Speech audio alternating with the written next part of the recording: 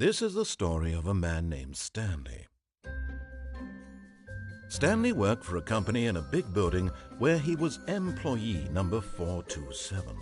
Employee number 427's job was simple. He sat at his desk in room 427 and he pushed buttons on a keyboard. Orders came to him through a monitor on his desk, telling him what buttons to push, how long to push them, and in what order. This is what employee 427 did every day of every month of every year. And although others might have considered it soul-rending, Stanley relished every moment that the orders came in, as though he had been made exactly for this job. And Stanley was happy. And then one day, something very peculiar happened. Something that would forever change Stanley. Something he would never quite forget. He had been at his desk for nearly an hour when he realized that not one single order had arrived on the monitor for him to follow. No one had showed up to give him instructions, call a meeting, or even say hi. Never in all his years at the company had this happened, this complete isolation. Something was very clearly wrong. Shocked, frozen solid, Stanley found himself unable to move for the longest time. But as he came to his wits and regained his senses, he got up from his desk and stepped out of his office.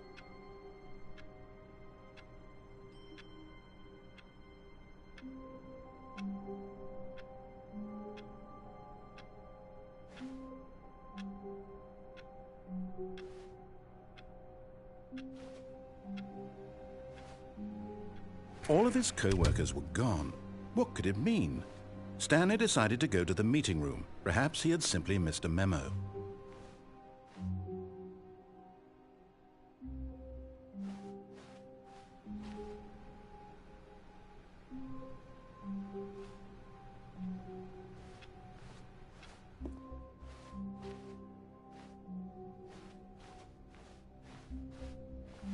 When Stanley came to a set of 2 open doors, he entered the door on his left.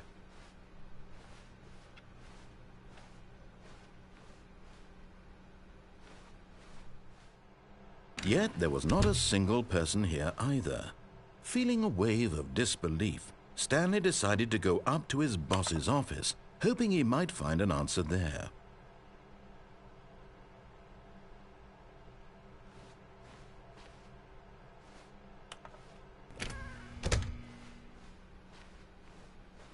Coming to a staircase, Stanley walked upstairs to his boss's office.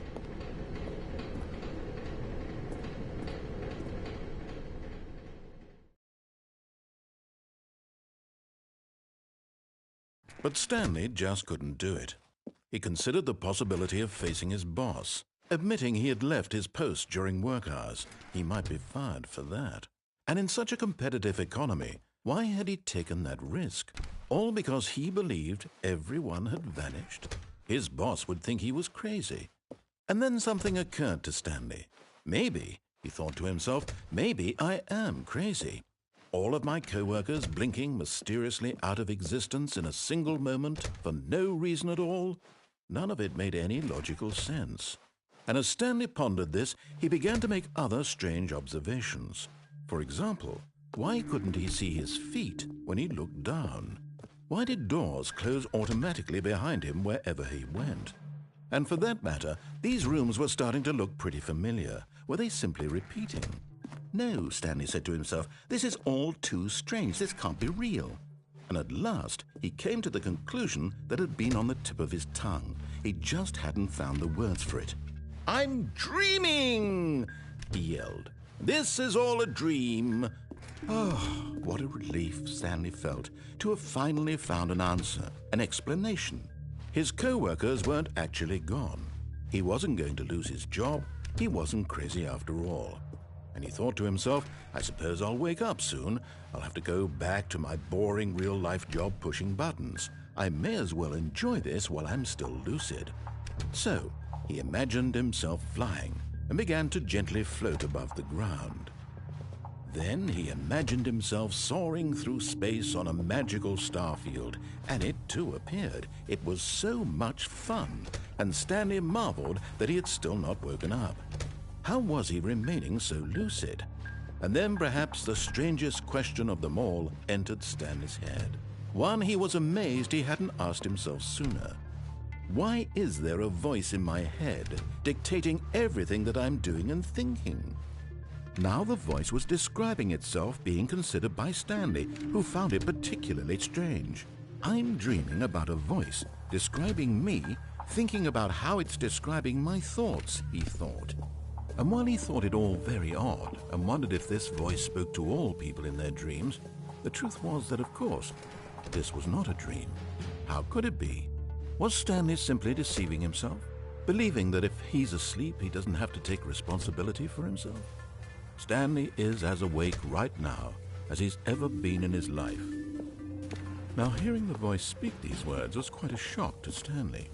After all, he knew for certain, beyond a doubt, that this was in fact a dream. Did the voice not see him float and make the magical stars just a moment ago? How else would the voice explain all that? This voice was a part of himself too. Surely, if he could just... He would prove it. He would prove that he was in control, that this was a dream. So he closed his eyes gently, and he invited himself to wake up. He felt the cool weight of the blanket on his skin, the press of the mattress on his back, the fresh air of a world outside this one. Let me wake up, he thought to himself. I'm through with this dream. I wish it to be over. Let me go back to my job. Let me continue pushing the buttons. Please, it's all I want. I want my apartment and my wife and my job. All I want is my life exactly the way it's always been. My life is normal.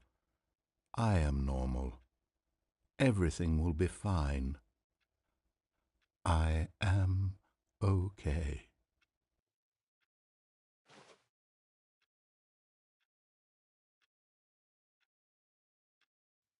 Stanley began screaming. Please, someone, wake me up. My name is Stanley. I have a boss. I have an office. I am real. Please, just someone tell me I am real. I must be real. I must be. Can anyone hear my voice? Who am I? Who am I? And everything went black.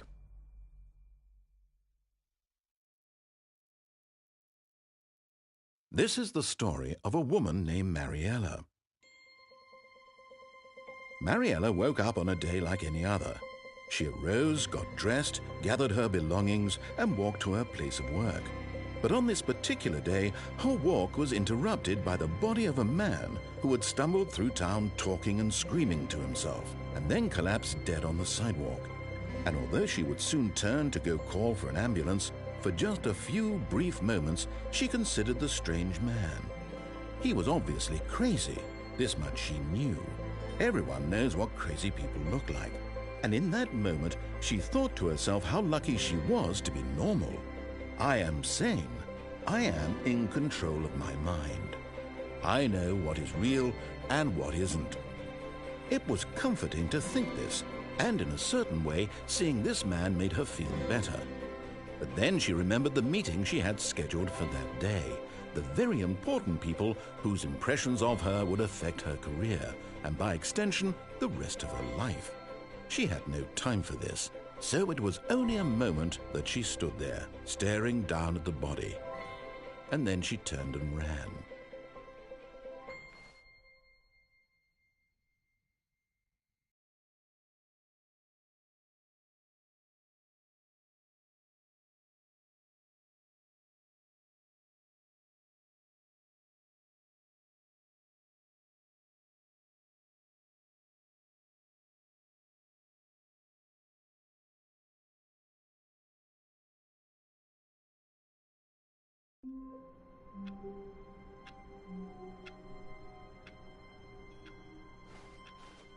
All of his co-workers were gone. What could it mean? Stanley decided to go to the meeting room. Perhaps he had simply missed a memo. It's bucket time.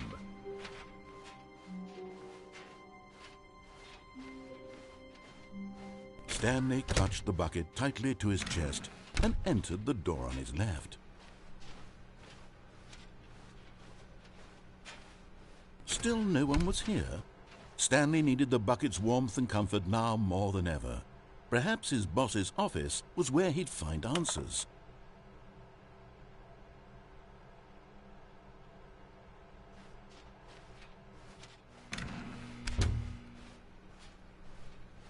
Coming to a staircase, Stanley and the bucket walked upstairs to the boss's office. But Stanley just couldn't do it. He considered the possibility of facing his boss, admitting he had left his post during work hours. He might be fired for that. And in such a competitive economy, why had he taken that risk? All because he believed everyone had vanished? His boss would think he was crazy. And then something occurred to Stanley.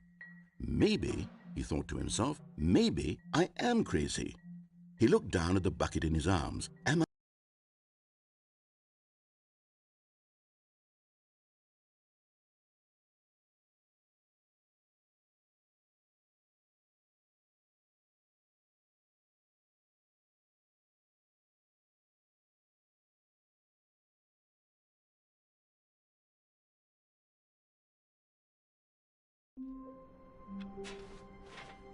All of his co-workers were gone. What could it mean? Stanley decided to go to the meeting room. Perhaps he had simply missed a memo.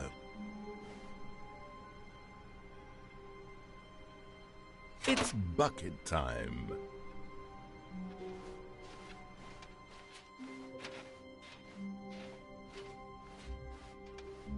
Stanley clutched the bucket tightly to his chest and entered the door on his left. Still no one was here.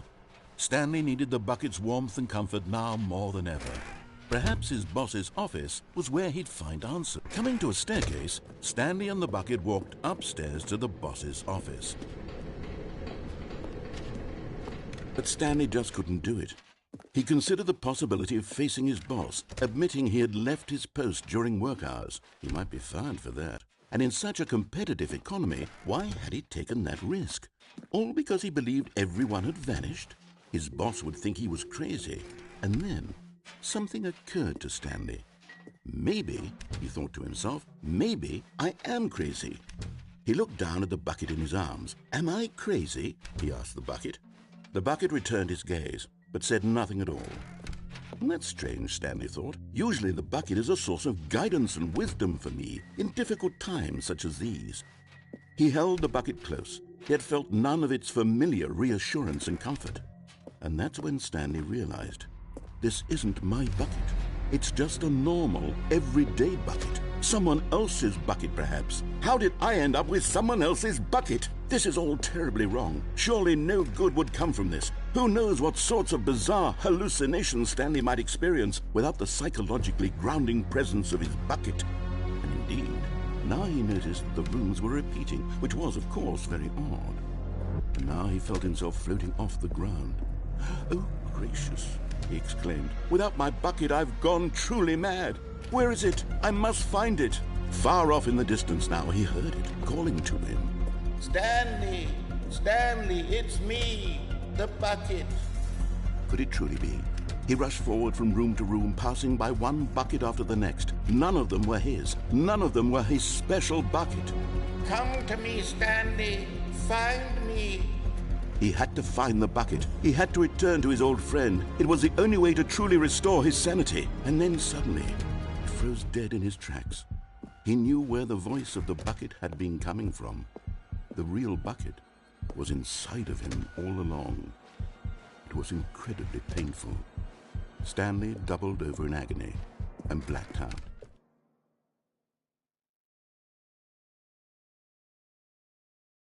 This is the story of a woman named Mariella. Mariella woke up on a day like any other. She arose, got dressed, picked up her bucket of comfort and security, and walked to her place of work.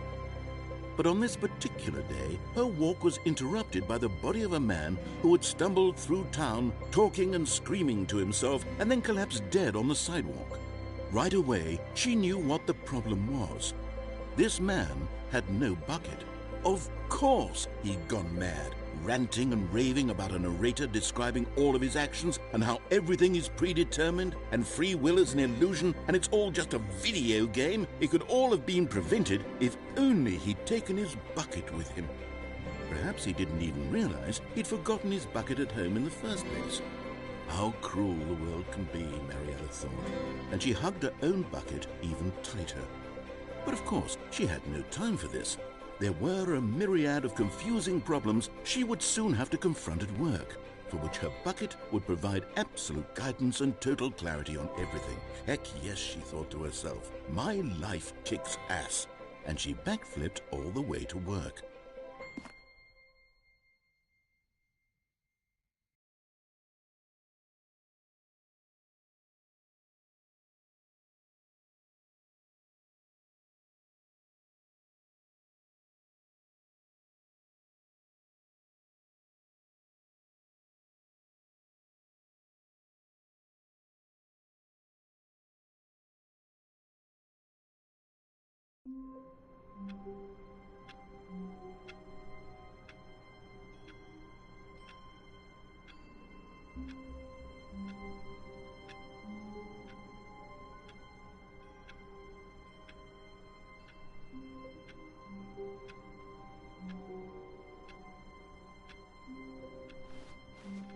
All of his co-workers were gone.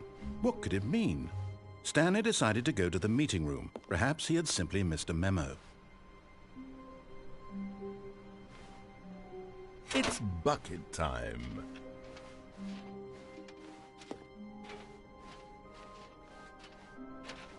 Stanley clutched the bucket tightly to his chest and entered the door on his left. Still no one was here. Stanley needed the bucket's warmth and comfort now more than ever. Perhaps his boss's office was where he'd find answers. Coming to a staircase, Stanley and the bucket walked upstairs to the boss's office.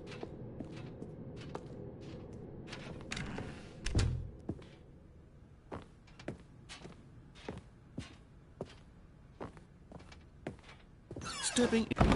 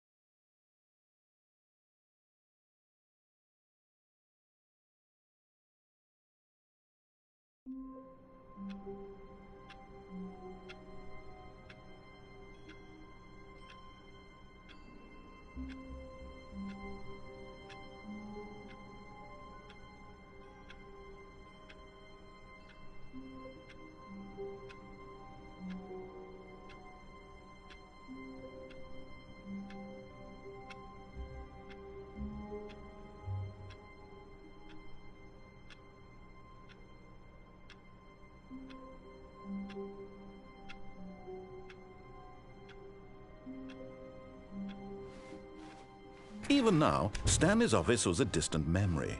What did it look like? There was a computer, perhaps, and a painting.